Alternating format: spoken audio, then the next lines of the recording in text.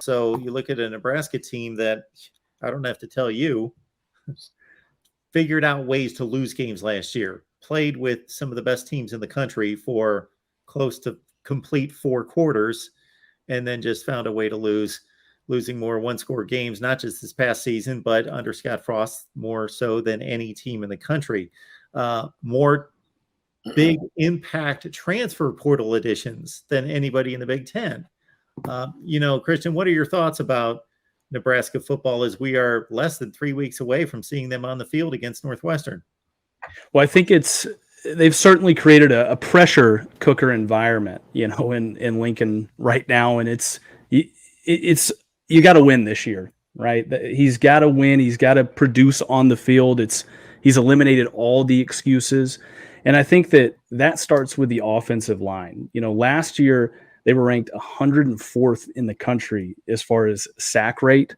And that was a big part of, I think, the Adrian Martinez years, right? As talented as he was, he, didn't have a whole heck of a lot of time to throw the ball in the Big Ten, right? And what Whipple wants to do, right? And Greg can probably attest to this too. What Whipple's going to do is he's going to come in and he's going to try to push the ball vertically. So you're going to have time in order to do that. The 3 best parts of the line last year are either in the NFL or suspended this year, but we don't need to talk about that last part, right? It's an interesting dynamic, right? So you're going to have to hope that offensive line grows up right in front of you and they do a good job at protecting Casey Thompson this year. We got Christian Hunt on the line. Christian's going to help us host Nebraska postgame after every Huskers game this fall. So we welcome Christian to the channel here at the Voice of College Football, GBR. Are there any particular players on either side of the ball? And after I ask this questions, I'll let Greg jump in. Anybody that you're looking forward to seeing this fall?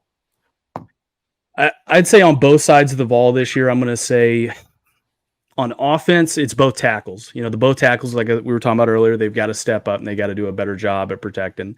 On the defensive side of the ball, it's Garrett Nelson. I think Garrett Nelson can have a Aiden Hutchinson like year this year for Nebraska. I think they're going to be really good on defense this year. So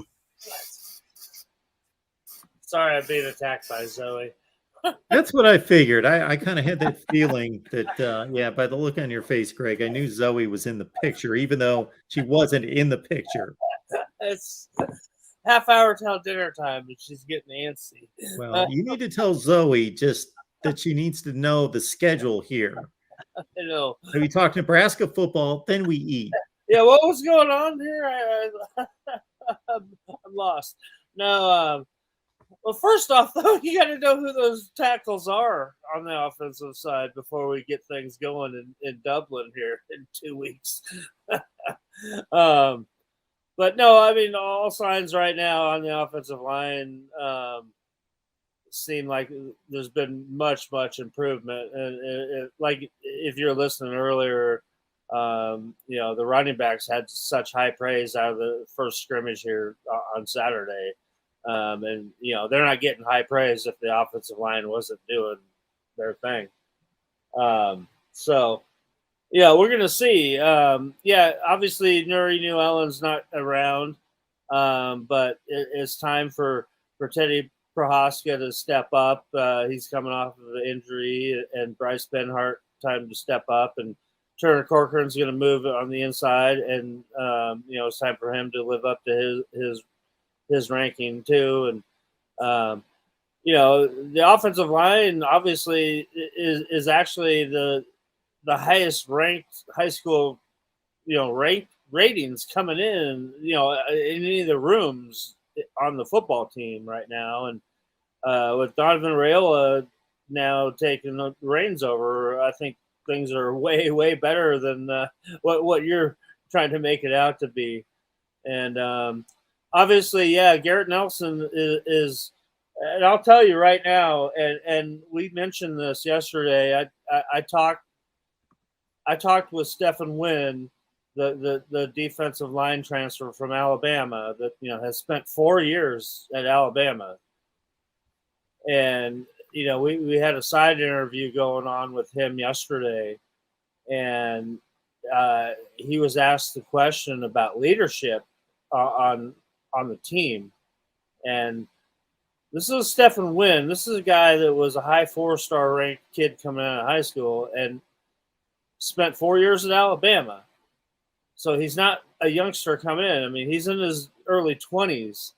And he said that Garrett Nelson is the best leader that he has ever played with in his football career, which is very, very high praise. And I've known Garrett for many years now, going back to when he was a junior in high school, and he has always to me has always reminded me of Dick Butkus about the way he loves the game and plays with such a high motor.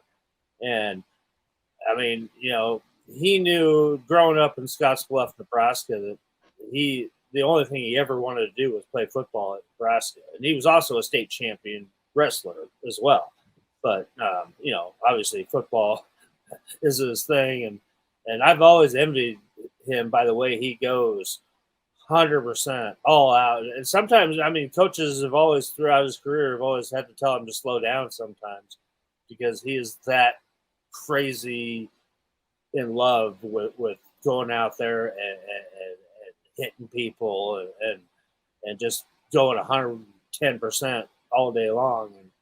And so that to me yesterday really opened my eyes when I heard a guy like Stephen Wynn give that kind of praise to Garrett Nelson.